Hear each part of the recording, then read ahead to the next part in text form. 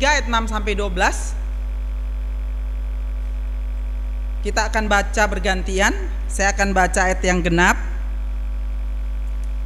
ibu-ibu baca ayat yang ganjil, ayat 7 sampai ayat yang ke-10. Kita masih sampai ayat yang ke-12 kita masih bergantian. Dan nanti tolong dibuka ayat Matius 23 ayat 23-nya, kita akan baca bersama-sama ayat itu. Sudah?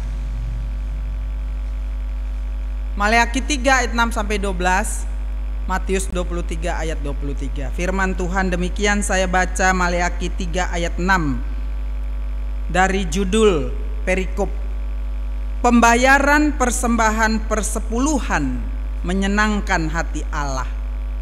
Bahwasanya aku Tuhan tidak berubah, dan kamu Bani Yakub tidak akan lenyap.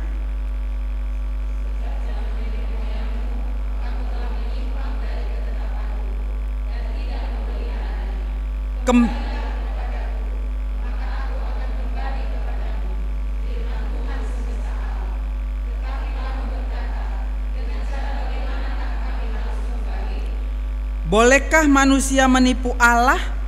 Namun kamu menipu aku. Tetapi kamu berkata, dengan cara bagaimanakah kami menipu engkau mengenai persembahan persepuluhan dan persembahan khusus?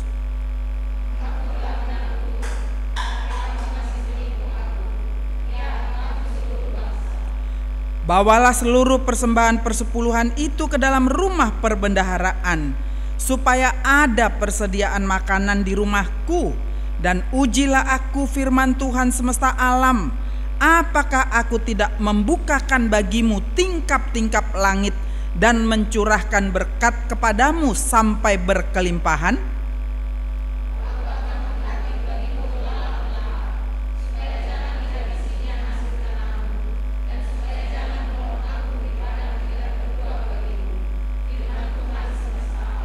Maka segala bangsa akan menyebut kamu berbahagia, sebab kamu ini akan menjadi negeri kesukaan, firman Tuhan semesta alam. Kita baca bersama Matius 23 ayat 23. 2 ya.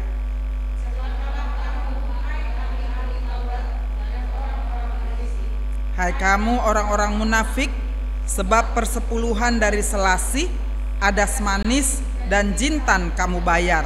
Tetapi yang terpenting dalam hukum Taurat kamu abaikan, yaitu keadilan dan belas kasihan dan kesetiaan. Yang satu harus dilakukan dan yang lain jangan diabaikan. Sampai sejauh itu firman Tuhan yang kita baca. Saudara, sampai kapanpun tema tentang persepuluhan merupakan topik yang tetap penting untuk disampaikan. Karena apa?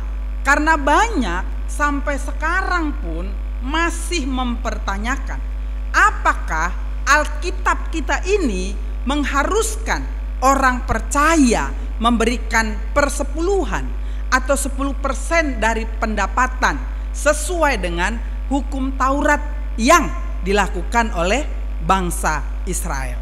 Saudara, 2 bulan ini kalau nggak salah saya sudah menyampaikan tema ini 4 kali, ya, ditambah ini 5 kali. Dan ada 2 kali pertemuan yang berbeda dan pertanyaan yang berbeda dari yang mengikuti ibadah. Yang pertama, saudara kita ini dari sejak dia mahasiswa, karena sudah belajar mengikut Tuhan dengan baik, maka dia setia dengan persepuluhannya. Tetapi setelah dia menikah, anaknya gak banyaknya, 1, ya. Kemudian apa yang baik yang sudah dilakukannya kemudian diberhentikannya sepihak. Tentu sepihak ya, dari dia, bukan dari Tuhan. Nah kemudian panjanglah rentetan ini. Ya, dia nggak bisa bilang apa-apa ya. Akhirnya saya hanya bilang, belajarlah setia. Yang kedua, dia bertanya ini bukan dalam ibadah itu atau dalam pertemuan banyak seperti ini, tapi dia kemudian sharing dengan saya karena permasalahan yang terjadi. Jadi uangnya ditipu orang. Dia ini ditipu orang, bukan orang jauh ya. Orang sangat dekat dengan dia. Dan jumlahnya tidak sedikit. Banyak jumlahnya. Bagi saya itu cukup banyak. 100 juta banyak nggak sih? Banyak. Ya. Kemudian saya coba telusuri. Akhirnya akarnya di mana? Memang sudah tidak lagi memberikan persepuluhannya dengan cara hitung-hitungan. Sudah memberi ini ke gereja. Apa itu istilahnya kalau di gereja, apa namanya? Hah? Yang setahun sekali itu apa namanya? Pilihan tahunan. Ada bahasa Bataknya itu saya nggak tahu apa. Ya, mulailah dia berargumentasi. Sampai pada akhirnya kemudian dia bilang, "Kak, jadi gimana, Kak? Apakah persepuluhan itu saya keluarkan dulu uang sekolah anak saya keluarkan dulu uang untuk bayar rumah, cicilan, saya keluarkan dulu untuk semuanya." Terus saya bilang, "Hebat kali ya kamu yang mengatur Tuhan," saya bilang. Tuhan gak pernah mengajarkan itu. Ya kalau kau keluarkan dulu semuanya, sisalah 5.000. 1/10 dari 5.500 lah kau kasih sama Tuhan kan. Akhirnya menangis.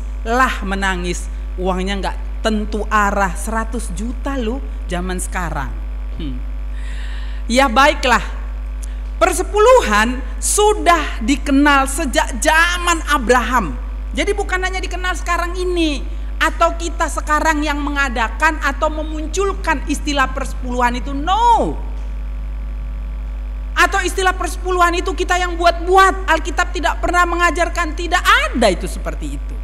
Jadi persepuluhan itu jelas sekali diajarkan oleh Alkitab. Kalau kita baca dari Kejadian pasal 14 ayat 17 sampai ayat 20. Saudara, pada waktu itu Abraham baru mengalahkan kerajaan-kerajaan bagian timur, ya. Di sana dikatakan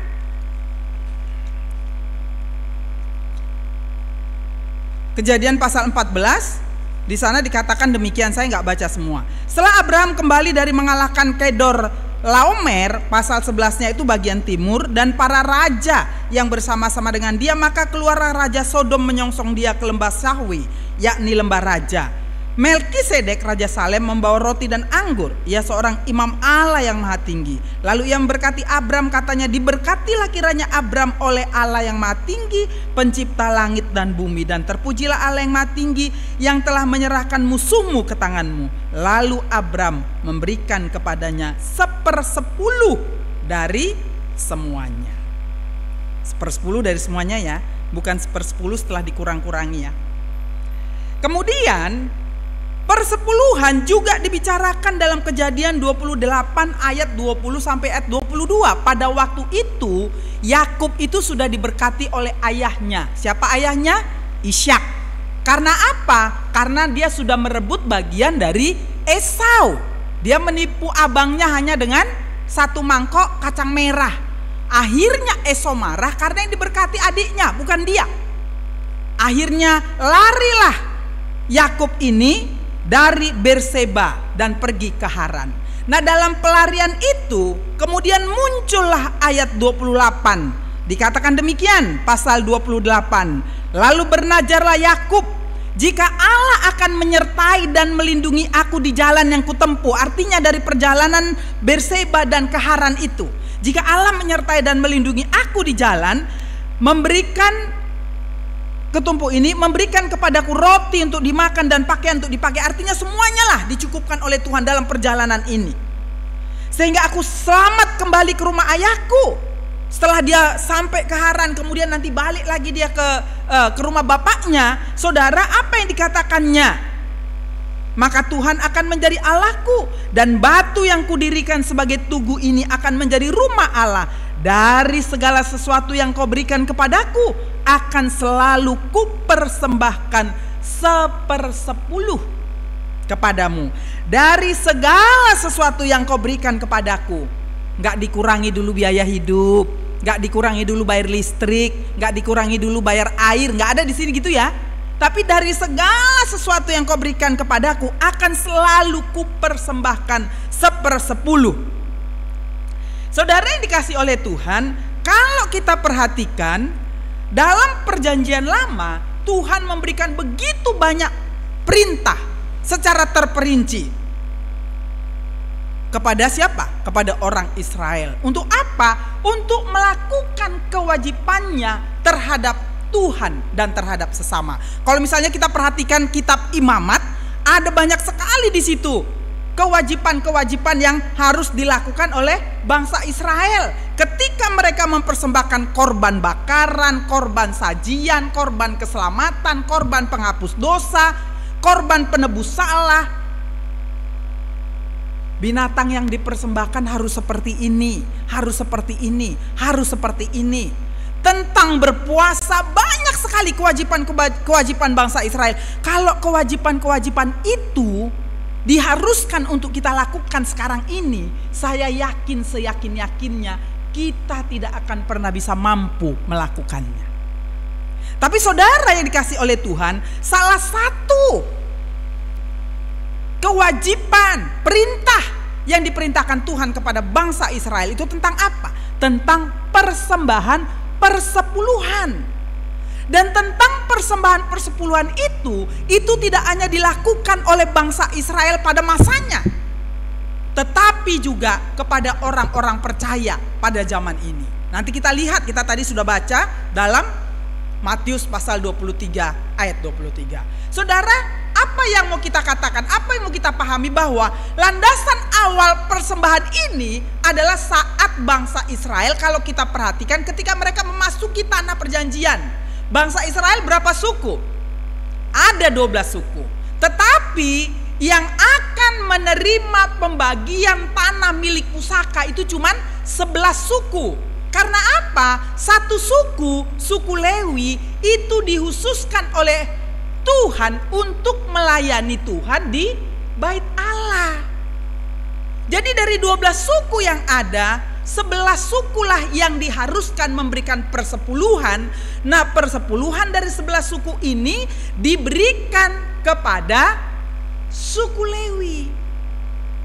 Tetapi jangan lupa kemudian pertanyaannya, apakah suku Lewi juga memberikannya?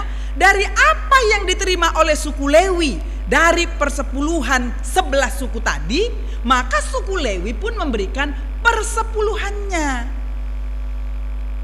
Jadi tidak ada juga hamba Tuhan, misalnya dia udah hamba Tuhan ke sana ke sini, kami misalnya yang khotbah ke sana ke sini, udah nggak kasih persepuluhan lagi. Semua orang, kalau kita mau menyatakan dan percaya kepada status kita bahwa kita ini adalah orang yang sudah ditebus oleh Tuhan, orang yang sudah menjadi milik Allah, orang yang mengerti firman Tuhan, dan orang yang seharusnya mentaati apa yang diperintahkan oleh Tuhan. Jadi saudara, suku Lewi itu dihususkan untuk melayani Tuhan di bait suci, dan menetapkan bahwa orang Israel yang 11 suku tadi memberikanlah bagian pusaka. 11 suku ini kan semua menerima bagian pusaka dari tanah yang begitu luas ya, yang diberikan oleh Tuhan kepada bangsa Israel. Nah, dari hasil setiap suku yang 11 suku ini, masing-masing tahu memberikan persepuluhannya. Nah, persepuluhan itulah kemudian yang diberikan oleh suku Lewi, karena suku Lewi tidak bekerja, tidak mengerjakan ladangnya, tidak mendapatkan bagian warisan dalam bentuk tanah atau apapun. Tapi mereka dihususkan untuk melayani Tuhan dan di dalam bait Allah. Ya. Jadi itu tadilah persepuluhan dari 11 suku tadi, itulah yang diberikan kepada suku Lewi menjadi bagian dari warisan yang mereka terima. Tetapi suku Lewi juga memberikan persepuluhannya. Ya, dalam Bilangan pasal 18, saya baca ya, Bilangan pasal 18 ayat yang ke-24.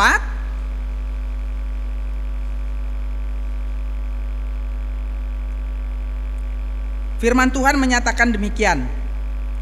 Sebab persembahan persepuluhan yang dipersembahkan orang Israel kepada Tuhan sebagai persembahan khusus, ku berikan kepada orang Lewi sebagai milik pusakanya. Itulah sebabnya aku telah berfirman tentang mereka. Mereka tidak akan mendapat milik pusaka di tengah-tengah orang Israel. Ayat 26. Lagi haruslah engkau berbicara kepada orang Lewi dan berkata kepada mereka, apabila kamu menerima dari pihak orang Israel persembahan persepuluhan yang kuberikan kepadamu dari pihak mereka sebagai milik pusakamu, maka haruslah kamu mempersembahkan sebagian daripadanya sebagai persembahan khusus kepada Tuhan, yakni persembahan persepuluhanmu dari persembahan persepuluhan itu. Bisa ngerti ya? Dari yang 11 diterima suku Lewi pun tetap memberikan persembahan persepuluhannya. Jadi saudara yang dikasih oleh Tuhan, ini bukan di karang-karang. Kenapa kalau bicara tentang persembahan persepuluhan, tentang uang, selalu kita yang berusaha untuk mengaturnya sedemikian rupa, semaunya kita. Nanti kita akan lihat untuk apa itu persembahan persepuluhannya. Kemana mau dikasih? Apakah saya yang bisa mengatur persembahan persepuluhan saya? Saya akan kekasih ibu ini karena dia sakit. Saya akan kekasih pendeta sana karena dia sakit. Saya akan kasih ke sana. Suka-suka hati kita. Saudara, kalau dalam bahasa kita, ya, bahasa umum lah. Saya sudah selalu beberapa kali di Ibu Lydia, saya bilang juga, kemarin sama siapa saya bilang ya, kok kayaknya di Ibu Lydia udah berulang-ulang loh. Kalau nggak salah tahun lalu ada juga ya Bu, tema ini ya, kalau nggak salah, kalau saya nggak lupa. Nah saudara, saya ini misalnya dikasih gaji 1 juta. Sebenarnya 1 juta itu kan bukan milik saya semuanya. Saya dipercayakan oleh Tuhan 100.000. Simpanlah Betty yang 100.000 itu, kembalikanlah kepadaku melalui. Jadi yang 100 itu bukan kita punya. Jadi kalau kita kasih pun, ingat loh, kita cuman sekedar mengembalikan uang yang dipercayakan Tuhan 100 itu, karena itu bukan milik kita. Jadi kita bukan sedang memberikan persembahan kepada Tuhan. Gaji saya itu cuma 900.000. Tapi saya sebagai orang yang sudah percaya, dipercayakan oleh Tuhan. Karena uang untuk operasional pelayanan PDPA, operasional penginjilan dan gereja, itu kan gak dijatuhkan Tuhan lagi dari langit ya. Dijatuhkan gak sih dari langit? Nah, untuk PDPA 100 juta 1 bulan, ada dikasih? Ada nggak? Mana bendahara Afnita? Ada 100 juta dari langit dikasih sama Tuhan? Nggak ada. Tapi itu dipercayakan kepada orang-orang percaya. Itu merupakan satu kebanggaan bagi kita ketika kita dipercaya oleh Tuhan mengelola dana pelayanan 1/10 itu, dipercayakan yang harus saya kembalikan.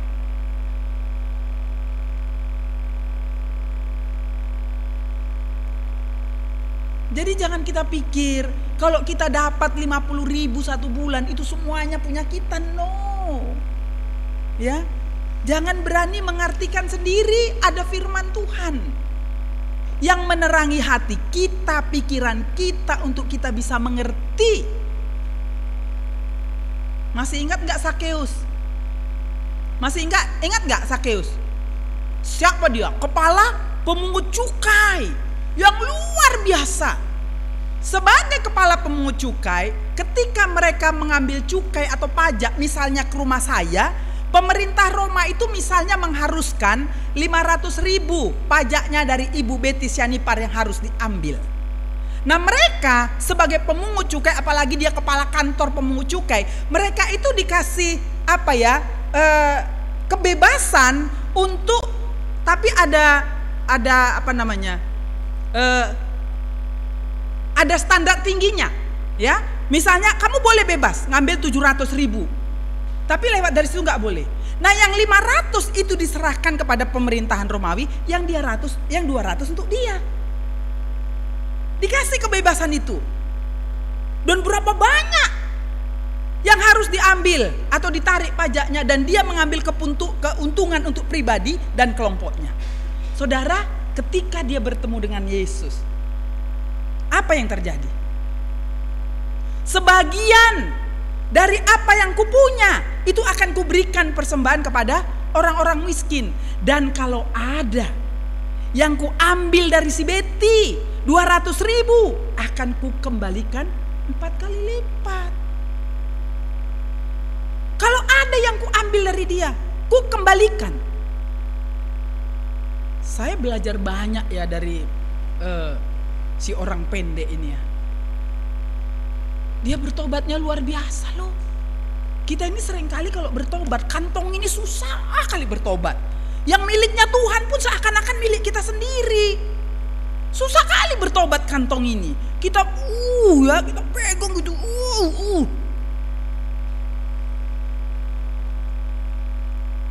Sabtu itu saya sampaikan ada satu keluarga. Waktu itu khotbah temanya Tuhan atau uang. Berarti harus dipilih toh. Kalau temanya Tuhan atau uang, dua-duanya atau harus dipilih satu? Harus dipilih satu ya. Nah saudara, ketika saya sampaikan firman Tuhan, di antara mereka ada yang saya kenal dekat dari sejak dia muda, kami sudah PI bersama-sama. Jadi sekarang dia udah tua. Jadi ketika saya sampaikan, kemudian sampai kepada satu titik saya bilang, lihatlah peralatan musik dan topik doa kita di minggu lalu itu peremajaan peralatan musik di gereja. Misalnya kayak bapak ini, saya langsung sebut namanya. Bisalah Pak, 1 set drum, menabung harta di sorga. Umur udah 70-an lebih, apalagi Pak yang mau dicari Pak? Kalau kita dipanggil Tuhan, gak taunya kita kemana itu semua. Saya bilang sama bapak itu, selesai khotbah panjang lebar ya. Selesai khotbah bapak itu bilang, aku ditembakin ibu ini. No, bukan saya yang nembak Pak. Tuhan yang nembak, itu firman Tuhan yang bicara. Saudara, seminggu kemudian saya dengar, dia gak kasih lewat saya dengar dia mempersembahkan dananya sesuai dengan kebutuhan 1 set alat drum. Saudara, kita mesti dihentak-hentak, udah dihentak pun 10 kali, kadang-kadang gak juga gitu. Kalau itu persembahan namanya, karena dia adalah orang yang setia dengan persepuluhannya. Tapi ini kita masih bicara tentang wajib atau tidak. Kita sedang bicara bahwa ini perintah yang tidak boleh sebenarnya kita abaikan, yang tidak boleh kita tawar-menawar, yang tidak boleh kita kompromi di dalamnya. Ada lagi satu keluarga, banyak duitnya, ya. Kemudian hilanglah 1 set perhiasannya. Perhiasannya nggak kayak kita punya ya, orang banyak duitnya, hilung-hilung kan gitu kan. Akhirnya dia telepon, Kak pengen ketemu lah. Saya nggak mau ketemu kalau kamu sendiri, kalau mau sama suamimu oke. Akhirnya kami ketemu, sana sini sepanjang lebar. Saya kemudian telusuri juga, ini akhirnya mana? Bocor persepuluhan, nggak pernah dikasih. Persepuluhannya banyak, itu mah gajinya banyak. Macam mana? Kalau uang 1 juta, persepuluhan 100.000, ya agak berat-berat sedikit lah gitu ya. Tapi kalau udah puluhan juta, persepuluhannya sampai 2 juta, 3 juta, berat nggak? Berat nggak? 3 juta loh, kan gitu kan? Selalu hilang dulu, itu hilang dalam bentuk uang. Kalau tegurannya lewat sakit gimana lagi? Kalau tegurannya lewat yang lain gimana lagi? Saudara, kadang-kadang kita terlalu pandai, lebih pandai kita dari Tuhan, kan gitu ya. Lebih pandai kita dari Tuhan. Nah saudara yang dikasih oleh Tuhan, dalam Maleakhi 3 ayat 6-12 yang kita baca tadi, Allah dengan keras menegur bangsa Israel. Karena apa? Karena tidak membayarkan persepuluhannya. Menipu loh katanya. Nggak saya yang bilang ya, menipu. Ya kan? Coba kita baca.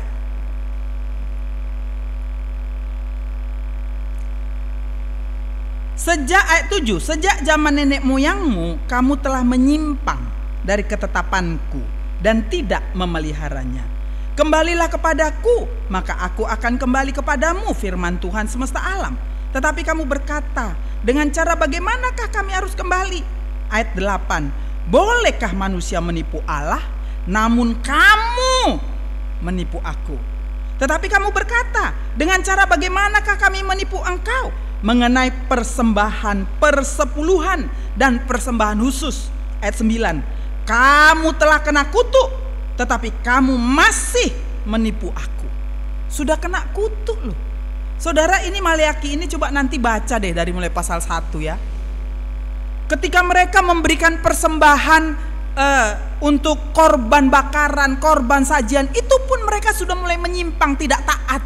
Selalu kan korban dalam bentuk domba, itu kan selalu persyaratannya tidak bercacat celah.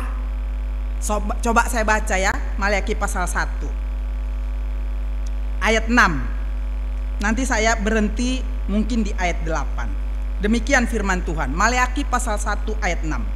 Seorang anak menghormati bapaknya dan seorang hamba menghormati tuannya. Jika aku ini bapa, di manakah hormat yang kepadaku itu? Jika aku ini tuan, di manakah takut yang kepadaku itu?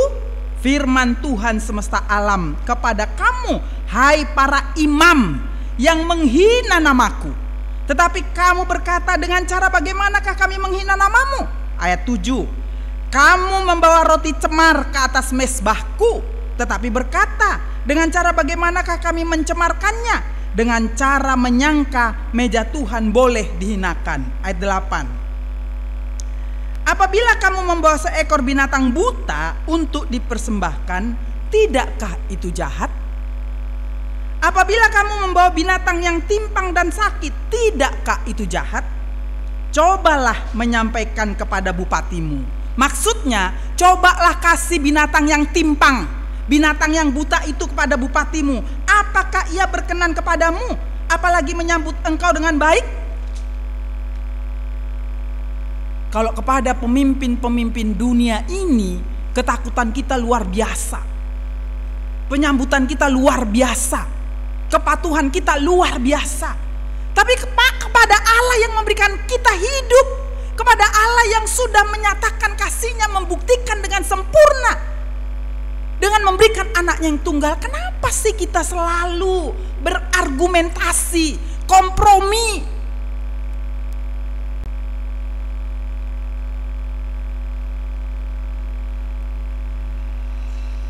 Saya nggak tahu apakah kita ini sedang menghormati Tuhan, sedang takut bukan berarti takut itu aku ada, bukan itu ya. Bagaimana rasa takut dan hormat kita kepada pemilik hidup itu yang sudah memberikan segalanya kepada kita. Ketika dia berkat yang kita punya itu pun dia yang memberi, dan yang diberinya itu dia bilang, 1/10 bukan punyamu ya Betty, itu punyaku, kembalikan.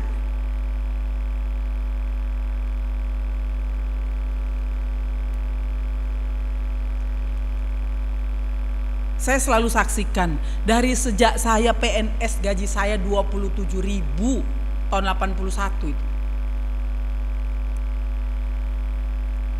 Sampai hari ini saya nggak berani mengotak-atik yang namanya persepuluhan. Tahun 88, 89 saya sekolah di Jakarta.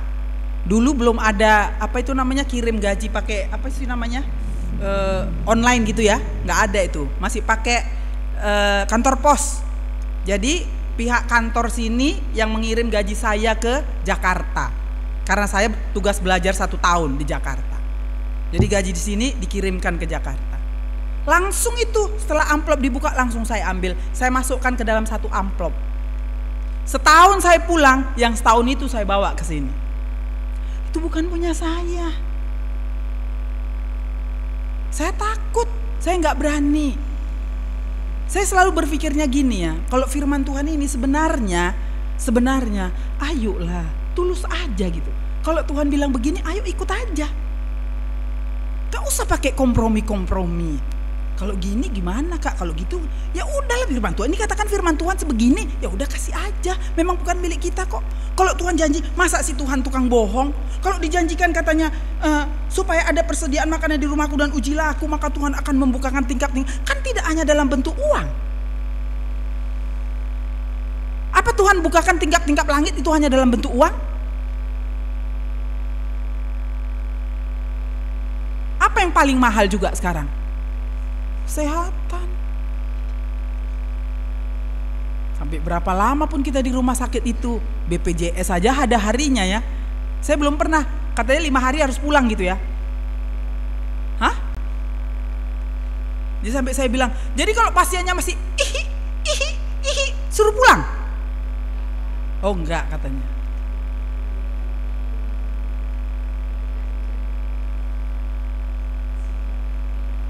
Seringkali kita kalau sudah kalau sudah dapat ujian yang berat, baru mulai kita bertanya, di mana salahku Tuhan? Wis, hebat kali kita ya. Sok tanya pula di mana salahku Tuhan, emang dia nggak pernah salah. Saudara yang dikasih oleh Tuhan, kamu telah kena kutuk, tetapi kamu masih menipu aku. Itulah kerjaan bangsa Israel. Dan kita selalu bilang begini, memang bangsa Israel ini bandel kali ya, tegar tengkuk kali ya. Tapi ternyata kita lebih tegar tengkuk lagi ya kan? Atau enggak? Saya salah? Atau kita lebih keras kepala kali sebenarnya daripada. Tapi kalau udah cerita bangsa Israel, iya memang bangsa Israel itu udah udah kerja paksa di Mesir sampai 430 tahun. Kemudian dibawa Tuhan mereka masuk ke tanah perjanjian. Tuhan sudah bilang jangan kamu bercampur dengan bangsa-bangsa yang tidak mengenal Tuhan supaya kamu tidak menyembah berhala. Tapi kemudian mereka campur lagi kembali menyembah berhala. Dibuang lagi mereka berapa tahun? 70 tahun. Tetap saja sampai pulang ke Yerusalem, tetap saja melakukan. Pada akhirnya Tuhan diam, tidak berbicara. Dari kitab Maleakhi sampai kitab Matius itu lebih kurang 400 tahun Tuhan diam. Jadi kita ini selalu berpikirnya gini, Tuhan itu kan baik, Tuhan itu kan panjang sabar, Tuhan itu kan setia. Betul. Tapi jangan lupa, ada ayat firman Tuhan yang lain menyatakan apa? Yesus itu singa dari Yehuda. Tahu singa? Menerkam dengan segala keadilannya. Jadi jangan satu seginya aja diambil. Tuhan itu kasih, tapi Tuhan itu juga adil. Kasih dan keadilan Tuhan berjalan bersama-sama, nggak bisa dibalik-balikkan itu. Nggak ada kasih Tuhan aja yang berjalan, keadilannya juga berjalan. Tidak ada keadilan Tuhan saja yang berjalan, kasihnya juga berjalan. Kan karena kasih dan keadilannya maka Yesus ada di atas kayu salib. Kenapa? Karena keadilannya. Dosa harus dihukum, itulah keadilan. Tapi karena Yesus melihat kita tidak mampu untuk menanggung hukuman karena dosa, maka karena kasihnya dia rela mengambil alih hukuman itu. Jadi keadilan dan kasih itu dibuktikan di atas kayu salib. Bukan hanya karena kasihnya dia di sana, tapi karena keadilannya dosa harus dihukum. Itu sebabnya dia sampai ke atas kayu salib. Jadi saudara yang dikasih oleh Tuhan, bukan hanya kasihnya, tapi keadilannya juga berjalan bersama-sama. Jangan kalau udah banyak kali pergumulan kemudian kita terseok-seok, ya Tuhan ini gak adil. Banyak kali lo ujian yang dikasih sama aku. Anakku begini, rumahku begini, uangku begini, aku begini, banyak kali begininya. Terus kalau Tuhan tanya kira-kira, apa yang sudah kau lakukan untukku? Terus kita jawab apa ya? Aku udah ikut Ibu Lydia, aku udah melayani Ibu Lydia, aku udah memberikan waktuku untuk Ibu Lydia. Kalau sama saya nggak bisa berargumentasilah sama Tuhan dengan firman-Nya. Jawabannya itu. Saudara, apa yang dapat kita pelajari dari Maleakhi 3 ayat 6 sampai ayat 12 ini? Yang pertama, ayat yang ke-6. bahwasanya aku Tuhan tidak berubah, dan kamu Bani Yakub tidak akan lenyap. Yang pertama, Tuhan itu tidak berubah. Pasal 1 ayat 2, apa yang tidak berubah dari Tuhan? Ayat 2 dikatakan, aku mengasihi kamu. Saudara, Allah tidak berubah dalam kasihnya. Kalaupun dia menegur bangsa ini dengan keras, itu karena kasihnya, supaya mereka tidak menyimpang terlalu jauh, supaya mereka tidak berjalan terlalu jauh, akhirnya mereka terantuk, jatuh, dan sulit untuk bangkit. Kasihnya tidak berubah. Saya coba tanya sama kita, sudah berapa lama mengikut Tuhan?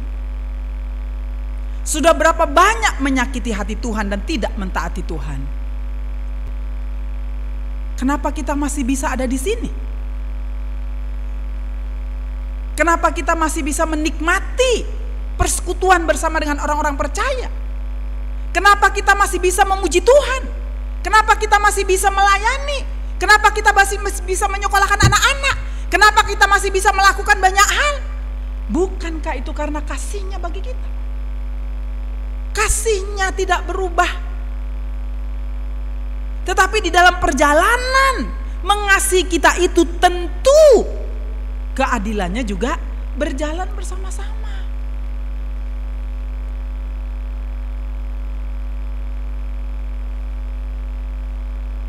Kadang-kadang kan kita berdoa gitu, Tuhan terima kasih untuk kasih-Mu. Engkau baik Tuhan, sangat teramat baik. Terus Tuhan tanya, perpuluhanmu mana?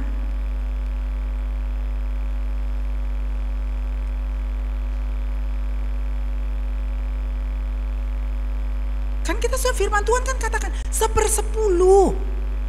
Ya kalau 550.000, gak usah dihitung 500 ya, kurang 50.000. Wih, jadi 450.000 lah ini, padahal 50.000 ini tadi udah cukup ini bayar air. Kayak mana nih? Pos 50.000 tadi udah kuhitung-hitung, untuk ini segini, untuk ini segini tuh. Capek kali kita menghitung-hitung itu.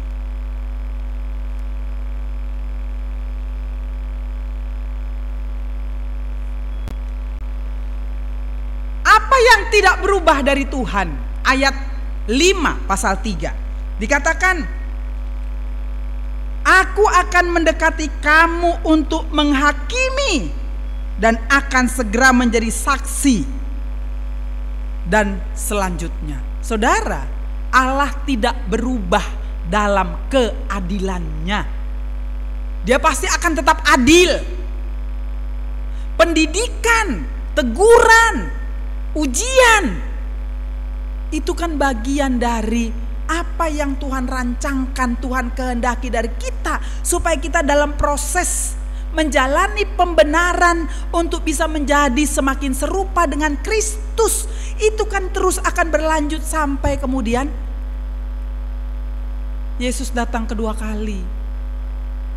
Kalau Yesus datang kedua kali bicara tentang kiamat, itu nggak tahu tahun berapa. Tapi untuk kita sekarang, aku yakinlah kayaknya sampai hari ini saya nggak akan sampailah kepada kiamat yang dimaksudkan oleh Alkitab. Tapi kan ada satu pemahaman yang lain. Kiamat bagi kita itu kapan? Waktu kita meninggal. Ya kan? Nggak tahu kita kapan waktunya. Sabtu yang lalu temanya pemuda siap sedia. Udah siap nggak kita? Kalau kapan saja Yesus memanggil kita itu, siap nggak? Apa bekal yang kita bawa? Yang menjadi keharusan aja pun nggak kita lakukan, nggak kita taati. Apa yang mau kita bawa? Jangan nanti Yesus bilang, sorry ya, aku nggak kenal kamu. Aku melayani Tuhan di Ibu Lydia. Tanya itu Ibu Pinal, dia ketuanya. Dalam kepengurusan kami dari tahun per tahun, 3 tahun itu Tuhan, terus aku terpilih. Udah berapa periode ini aku tetap, aku tidak mengenal kamu. Jangan sampai begitu. Di sana nanti nggak akan ada lagi perubahan. Di sana nggak ada lagi kemudian evaluasi. Oh ya, orang dia punya kok semuanya. Dia tahu semuanya apa yang kita lakukan. Saudara, dia tidak berubah dalam keadilannya. Bisa ujian hidup itu dalam perkara yang kecil, setengah besar, besar. Dia adil. Dari awalnya pun memang dia adil. Dan sampai pada kedatangannya yang kedua kali, di sanalah dia menyatakan keadilannya dengan sempurna. Bahwa semua orang yang tidak membuka pintu hatinya, kemana tempatnya? Neraka. Gak ada lagi di situ kompromi. Gak ada di situ, Tuhan kasihanilah aku Tuhan, aku udah begini. No. Ya, samalah dengan 5 gadis bijak sama 5 gadis bodoh itu kan. Waktu orang itu pergi beli minyak, tuannya datang. Waktu mereka datang, pintu perjamuan sudah tertutup. Tuhan, bukalah. Kemudian Tuhan bilangnya apa? Aku tidak mengenal kamu. Matius 7 juga menyatakan demikian. Aku sudah melakukan mukjizat, aku sudah melakukan ini, aku sudah turun dari sorga ke bumi, naik dari bumi ke sorga. Aku sudah menyembuhkan orang sakit, aku sudah mengusir setan, dan semuanya banyak sekali diuraikan. Tapi kemudian Tuhan bilang apa? Aku tidak kenal kamu. Loh, jadi gimana itu Kak Bet yang melakukan banyak mukjizat-mukjizat itu? Saudara, kan harus ada pengenalan yang jelas antar dua arah ini. Jangan cuman kita bilang aku kenal Tuhan, tapi dari pihak Tuhan bilang aku tidak mengenal engkau. Tapi kalau dalam Yohanes 10 ayat 27 itu kan dibilangkan, domba-dombaku mendengar suaraku dan aku mengenal. Ada pengakuan dari pihak Tuhan bahwa dia mengenal domba-dombanya. Ada gak pengakuan dari Tuhan bahwa dia mengenal kita sekarang? Jadi jangan cuma bilang aku mengenal Tuhan, tapi pada satu waktu kemudian Tuhan bilang aku gak kenal kamu. Coba mari evaluasi hidup kita ini sekarang. Benarkah saya mengenal Tuhan? Dan kebalikannya yang paling penting, benarkah Tuhan mengenal aku dan sudah menuliskan namaku dalam buku kehidupan Tuhan? Kalau itu kenyataannya, kalau itu kebenarannya, saya yakinlah tidak terlalu sulitlah bagi kita untuk mengembalikan 1/10 apa yang menjadi miliknya Tuhan. Apa yang tidak berubah dari Tuhan? Dari pasal 3 ayat 7 dikatakan, sejak zaman nenek moyangmu kamu telah menyimpang dari ketetapanku dan tidak memeliharanya. Saudara, ketetapan Tuhan itu tidak pernah berubah. Apa yang sudah dinyatakannya, apa yang sudah diajarkannya, apa yang sudah disampaikannya tentang prinsip-prinsip, misalnya tentang doktrin keselamatan, pernahkah berubah bahwa keselamatan itu bukan karena perbuatan, tapi keselamatan itu adalah kasih karunia, keselamatan itu adalah anugerah, keselamatan itu adalah pemberian cuma-cuma. Pernahkah itu berubah? Gak pernah. Alkitab sudah menyatakan itu dan itu tidak akan pernah berubah sampai Yesus datang kedua kali. Bahwa apa yang sudah ditetapkannya itu tidak pernah bisa ada yang merubahnya, siapapun dia.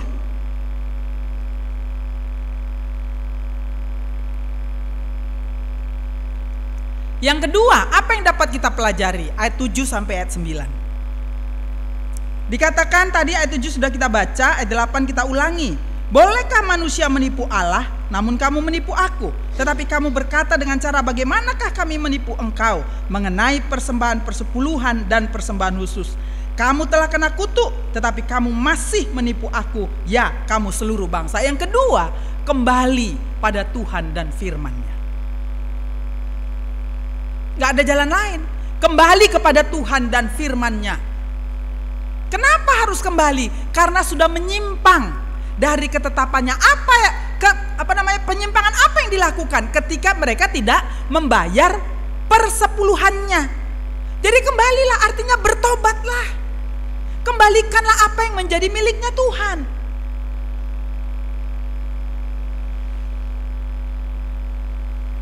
Jangan seperti pemimpin muda yang kaya itu, ya kan? Dia datang kepada Yesus, dia bilang, Tuhan, apa yang bisa aku lakukan untuk memperoleh hidup yang kekal? Ternyata orang kaya, banyak hartanya, bisa juga dia galau. Dia orang kaya loh, banyak hartanya. Alkitab mencatatnya. Kemudian firman Tuhan apa katanya? Yesus katakan apa? Lakukanlah, jangan berzina, patuhilah orang tuamu, jangan mencuri, dan yang lain-lain. Ya, kelima ke bawah, bukan 1 ke 4. Hukum Taurat maksud saya yang disebut di situ. Apa kata pemuda yang kaya ini? Semuanya Tuhan sudah kulakukan. Wih, bersama dengan Paulus dia. Paulus kan bilang juga dalam Filipi ya, bahwa dia tidak bercacat untuk melakukan hukum Taurat. Luar biasa ini pemimpin muda yang kaya ini. Tapi kemudian Yesus bilang apa? Ada satu lagi yang harus kamu lakukan. Apa itu?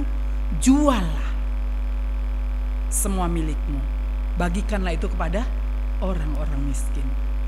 Apa yang dilakukan pemuda itu? Pergi dengan apa? Bicara soal uang. Lebih penting bagi pemuda yang kaya itu uangnya daripada sorga.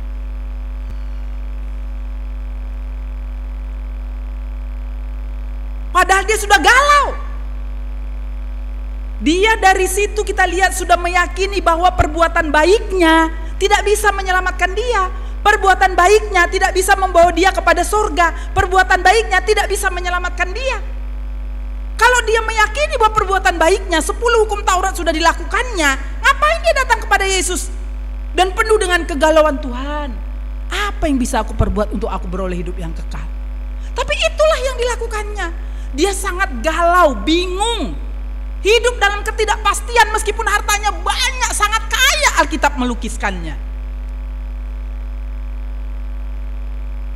Itu yang sering terjadi bagi kita, sangat terikat dengan yang namanya nominal rupiah. Saudara telah menyimpang dari ketetapan itu, makanya kembalilah kepada Tuhan. Yang kedua, kembali pada Tuhan dan firman-Nya. Dikatakan dalam ayat yang ke-7 tadi, sejak zaman nenek moyangmu kamu telah menyimpang dari ketetapanku dan tidak memelihara. Artinya apa di sini tidak memeliharanya? Sudah pernah dilakukan, tetapi tidak setia di dalam melanjutkannya. Lukas 11 ayat 28 apa sih katanya? Berbahagialah orang yang mendengarkan firman Tuhan dan memeliharanya. Apa maksudnya memeliharanya? Melakukannya dengan setia. Jadi jangan bulan ini ngasih, bulan depan enggak, bulan ini ngasih, bulan depan enggak, bulan ini ngasih, bulan depan enggak. Ada begitu banyak gereja-gereja yang kadang-kadang tidak bisa mencukupi operasional pelayanan. Oleh karena apa? Orang yang dilayani tidak bertanggung jawab mengembalikan apa yang menjadi miliknya Tuhan.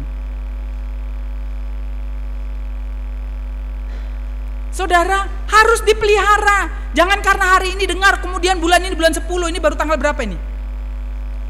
Tanggal berapa? 11 ya. Oh aku belum kasih. Afnita, nanti ya hari besok ya, hari Rabu ya, atau minggu depan ya, Selasa depan aku kasih. Bulan 11-nya gak ada lagi. Saudara ayolah belajar setia. Setia dalam perkara kecil. Nanti kita lihat kemana mau dikasih. Yang ketiga, kembali pada Tuhan dan firman-Nya dalam hal apa? Untuk tidak menipu Allah. Suka nggak sih ditipu? Anaknya pernah bohong nggak? Anaknya pernah bohong nggak, Bu? Pernah. Enak dibohongi? Enak nggak sih dibohongi? Enak kali ya. Apalagi dibohongi uang. Enak kali. Dulu saya waktu sekolah perawat gigi, ada satu teman saya. Akhirnya kami pergi ke kampungnya. Saya lihatlah orang tuanya itu, tahu ibu-ibu apa kerjanya. Waduh, kasihan kali ya. Rumahnya itu ya kasihan lah. Sudah kayak tepas gitu ya. Orang tuanya bertani, banting tulang pagi, siang, sore, malam. Kalau dia mau akhir bulan, selalunya kami tegur dia, buatlah permohonan. Mak, uang buku sekian, uang asrama sekian, uang makan, padahal uang asrama itu udah termasuk uang makan. Uang makan sekian, semuanya sekian. Ku bilang sama dia, kau bohongi kali si mamamu itu. Setelah pergi ke kampungnya, tega kali kau ya. Ya udah diam aja. Dia mau mengikuti gaya hidup orang Medan. Dari kampungnya, jauh sekali di Tanah Karo, sudut-sudut sana, saya pun udah lupa lah itu tahun berapa. Saudara, enak kan? Orang tua dibohongi anaknya enak gak? Enak gak? Enggak. Jadi kalau Tuhan kita bohongi enak gak? Enak gak? Enggak ya? Berarti siapa yang menyatakan enggak enak membohongi Tuhan, kembalikan apa yang menjadi, bukan aku yang bilang ya. Ketiga, melakukan perintahnya. Ayat 10a dikatakan begini, bawalah seluruh persembahan persepuluhan itu ke dalam rumah perbendaharaan, supaya ada persediaan makanan di rumahku. Saudara, perintahnya apa? Memberikan persepuluhan. Bisa nggak kita 1 bulan nggak ada penghasilan? Bisa nggak? Ada yang bisa, ada yang enggak. 100.000 nggak ada penghasilannya 1 bulan? Ada. Berarti berapa? 10.000. Kalau nggak ada penghasilan nggak makan lah kita.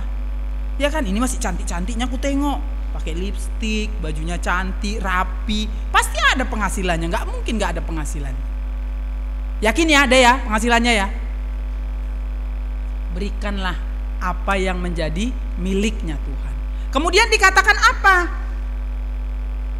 Bawalah ke dalam rumah perbendaharaan. Nah, ini rumah perbendaharaan Tuhan ini, kalau dulu kan memang cuman bait Allah ya, dalam masa perjanjian lama. Tetapi setelah berkembangnya waktu, karena gereja tidak bisa menjalankan fungsi penginjilan kepada seluruh suku-suku bangsa. Ya kita harus jujur, kalau gereja kita sekarang ini kan fokusnya ke dalam aja. Ya kan? Tidak ada fokus keluar. Adanya istilah apa itu? Sending ya. Ibu Ruth, sending ya Bu? Saya nggak tahu itu apakah dilakukan sendingnya, saya nggak tahu. Gitu ya. Tapi kakak saya dari Jakarta, mereka baru keliling Dolok Sanggul, mana-mana lah itu, bagikan Alkitab. Terus saya bilang sama kakak saya, "Kak, uangnya itu dananya dari gereja?" "Enggak, Dik." "Jadi dari mana?" "Uang kalian 1 miliar loh, pernah aku dengar pengumuman tikting uang gereja itu ada 1 miliar loh Kak. Masa untuk kasih persembahan ke Dolok Sanggul, ke Parlilitan, ke mana kemarin itu lagi, si borong-borong, masa diminta lagi dari jemaat Kak? Jadi itu apa yang 1 miliar itu? Jangan nanti berdosa hamba-hamba Tuhan yang ada di gereja itu." Saya karena ngobrol-ngobrol, jadi ceritanya sampai ke sana. Itu mereka sendiri ternyata belum keluar dari uang gereja. Jadi saya nggak tahu. Jadi kayak mananya Kak istilah zending di gerejamu itu? Saya bilang sama kakak saya. Dia diam aja, ya udahlah deh, yang penting aku mau melayani lah. Ya. Pokoknya aku mau melayani biarpun itu dari kantongku, karena memang aku rindu melayani Tuhan. Tiketnya pun bayar sendirinya mereka, bukan gereja yang bayar, padahal itu program gereja. Agak aneh juga saya dengarnya kemarin itu ya, baru minggu lalu. Nah, jadi saudara-saudara yang dikasih oleh Tuhan, bawa itu ke dalam rumah Tuhan. Dalam perkembangan sekarang, bukan hanya gereja, ada yayasan penginjilan. Salah satunya seperti kita ini. Ada yayasan penginjilan dan penerangan Alkitab Sumatera Utara. Ada lagi yayasan-yayasan penginjilan yang lain. Jadi rumah perbendaharaan Tuhan itu bisa dikatakan ada 2. Ya, 1 gereja, 1 lembaga penginjilan. Jadi kalau saya ditanya, "Kenapa Kakak kasih ke PDPA?" Saya lahir di sini. Saya bertumbuh di sini. Saya diperlengkapi di sini. Saya diutus dari sini. Kalau gereja gimana Kak? Gereja tetap saya kasih, tapi namanya bukan lagi bentuk persepuluhan, meskipun setiap bulannya sama.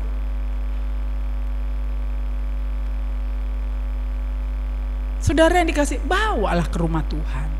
Ya. Banyak yang harus dikerjakan. Jangan nanti Tuhan bilang, padahal kutitipkan lu samamu lu 1/10. Itu udah kubilang balikkan, karena itu dibutuhkan untuk perluasan kerajaan Tuhan di tengah dunia ini. Bagaimana bisa Injil sampai ke sana kalau orangnya ada, tapi dananya nggak ada untuk mereka? Kami dalam tim doa misi yang sebulan 2 kali bertemu, kami terus mendoakan bahkan lembaga pelayanan misi dunia. Kalau kami udah baca topik-topik doanya, kasihan kali, adalah nggak makan. Kalau dia dari latar belakang agama lain, kemudian bertobat menerima Yesus, diusir dari kampungnya, rumahnya dibakar, anak istrinya dibakar, di penjara. Kemana dia pergi? Ada lembaga penginjilan yang menolong mereka, kemudian memberikan support. Bahkan kadang-kadang mereka membuatkan satu modal, ya, supaya mereka bisa mencukupkan kebutuhannya. Ada lembaga-lembaga pelayanan penginjilan yang seperti itu. Saya terus merinding kalau bicara. Kita ini masih enak duduk nyanyi berdoa, Orang di sana pun gak makan, rumah pun gak punya, diusir dia dari desanya. Kita terlalu enak masih sekarang. Untuk apa itu dibawa ke dalam rumah Tuhan, melakukan perintahnya? Di sini dikatakan apa? Supaya ada persediaan makanan di rumahku. Artinya apa? Untuk operasional pelayanan itu, untuk mencukupi kebutuhan pelayanan itu, baik orang-orang yang melayani di situ maupun pelayanan yang dikerjakan.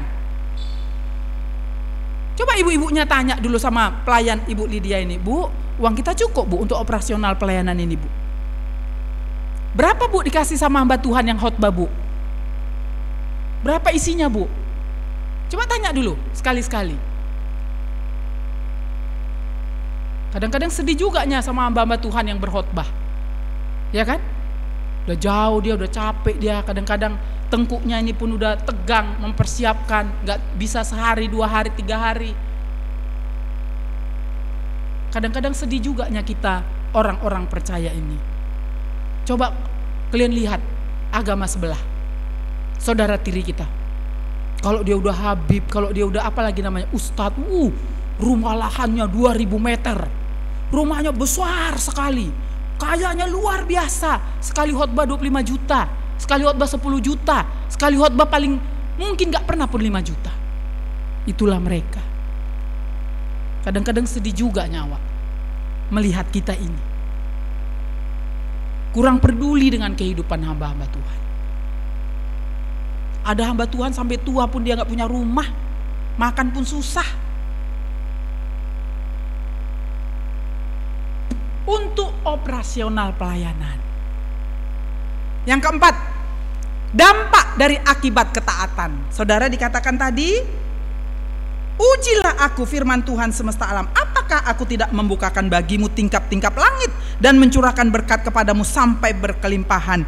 Ayat 14, aku akan menghardik bagimu belalang pelahap supaya jangan dihabisinya hasil tanahmu. Artinya kalau padinya sudah menguning gitu ya, gak boleh ada burung, diusir itu sama Tuhan. Biarkan itu panennya itu bagus, supaya bagus. Kalau misalnya 1 tahun ini misalnya biasanya ya, normalnya misalnya satu hektar hasilnya misalnya 50 kaleng, Tuhan bikin itu menjadi 5 kali lipat mungkin. Karena dikatakan, bukankah aku akan membukakan tingkap-tingkap langit? Dia katanya yang menghardik supaya jangan dihabisinya hasil tanahmu dan supaya jangan pohon anggur di padang tidak berbuah. Dan akhirnya apa katanya? Maka segala bangsa akan menyebut kamu berbahagia. Karena apa? Karena mereka mentaati Tuhan, melakukan apa yang diperintahkan Tuhan. Akhirnya berkat Tuhan turun atas mereka. Ada apa sih dengan orang percaya? Saya pun gak tahu. Saudara yang dikasih oleh Tuhan, perpuluhan dalam perjanjian baru, meskipun tidak secara gamblang diajarkan, tetapi hukum Taurat tidak pernah dibatalkan. Itu yang kita baca tadi dalam Matius 23 ayat 23. Saya baca sekali lagi untuk kita. Celakalah kamu, hai ahli-ahli Taurat dan orang-orang Farisi, hai kamu orang-orang munafik, sebab persepuluhan dari selasih, adas manis dan jintan kamu bayar, Tetapi yang terpenting dalam hukum Taurat kamu abaikan. Apa itu? Keadilan dan belas kasihan dan kesetiaan. Persepuluhan mereka kerjakan, tapi bicara soal keadilan, bicara soal kasih, bicara soal kesetiaan, itu tidak mereka lakukan. Tapi kemudian apa kata kalimat berikutnya? Yang satu harus dilakukan. Yang mana itu yang harus dilakukan?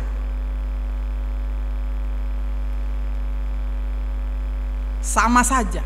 Apakah yang satu itu bicara soal persepuluhan? Apakah yang satu itu bicara soal kasih, belas kasihan dan kesetiaan? Tapi kalimat berikutnya apa katanya? Yang lain jangan diabaikan, artinya dua-duanya. Persepuluhan harus kita bayarkan, dan kasih, keadilan, belas kasihan juga harus kita nyatakan melalui kehidupan kita ini. Jadi gak ada yang satu dikerjakan, yang satu enggak. Dua-duanya di sini dikatakan firman Tuhan. Tuhan Yesus dengan keras menegur mereka ahli-ahli Taurat ini. Ya, kalau kita baca itu keras nggak sih kalimatnya tadi? Celakalah kamu. Kalau misalnya saya bilang sama Ibu Ruth, celakalah kamu. Wah, aku nanti pulang dari sini nggak dicakapi lagi sama Ibu Ruth. Kok Kak Betty itu menyumpahin saya sih, kan gitu ya. Inilah bicara soal apa? Soal keadilan tadi. Dari satu sisi Tuhan bisa lembut bicara, tapi dari sisi lain sesuai dengan keberadaannya pada saat itu, sesuai dengan kitanya gitu loh. Kok keras kepala kali sih? Bolak-balik dikasih tahu, kok enggak juga sih? Oh, ini harus keras ini mengajarkannya.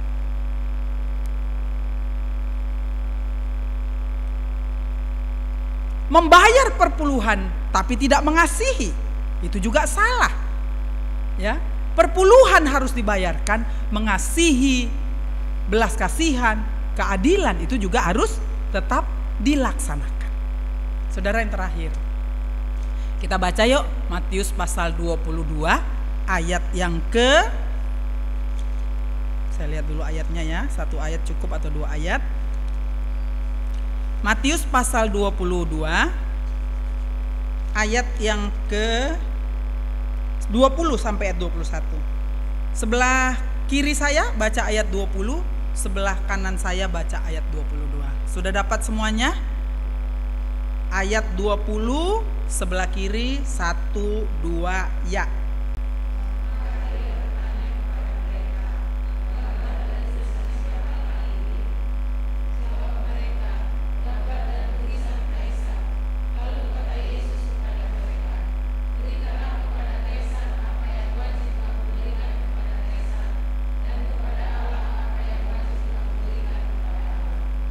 Jadi kesimpulannya,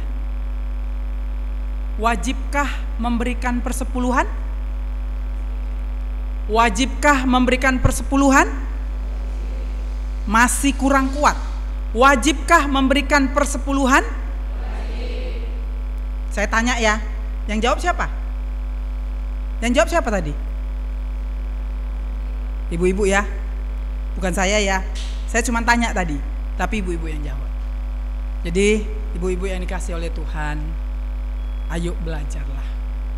Apapun itu, belajarlah setia. Gak usah capek-capek lah berhitung-berhitung. Hilang uang kita itu nanti semuanya. Mau hilang? Mau gak sih hilang? Pasti enggak lah, ya kan? Jangan terus sibuk-sibuk menyimpan sekian. Balikkan dulu, bayar dulu, kembalikan dulu. Kembalikan dulu. Baru kalau ada sisa, ya minta hikmat lah dari Tuhan kemana itu mau dipakai, kan gitu ya. Jangan semua disimpan, yang milik Tuhan pun disimpan. Nantilah ku kasih. No, itu bicara soal nanti. Awas nanti ditunggangi si iblis. Nanti aja, masih bisa kok. Ini kan belum habis bulan 10. Nanti aja. Saya takut juga kalau lewat tanggal 5. Kalau udah lewat tanggal 5 itu mungkin saya nggak ada di sini. Ya, saya nggak pandai pula transfer. Saya langsung itu lapor. Sorry ya kalau saya belum kasih karena saya nggak ada di sini. Jadi saudara yang dikasih oleh Tuhan, biarlah firman Tuhan ini menolong kita, memperlengkapi kita untuk terus belajar menjalani hidup sesuai dengan kebenaran firman Tuhan. Saya mau mengingatkan kita, salah satu isi dari manfaat firman Tuhan atau Alkitab yang dinyatakan 2 Timotius 3 ayat 16? Apa salah satunya? Coba kita sebut, segala tulisan yang diilhamkan oleh Allah bermanfaat untuk apa? Mengajar, menyatakan kesalahan, memperbaiki kelakuan, mendidik orang. Apakah membayarkan persepuluhan bagian dari mendidik orang dalam kebenaran? Ya kan? Jadi marilah kita lakukan. Kita tunduk kepala, kita berdoa.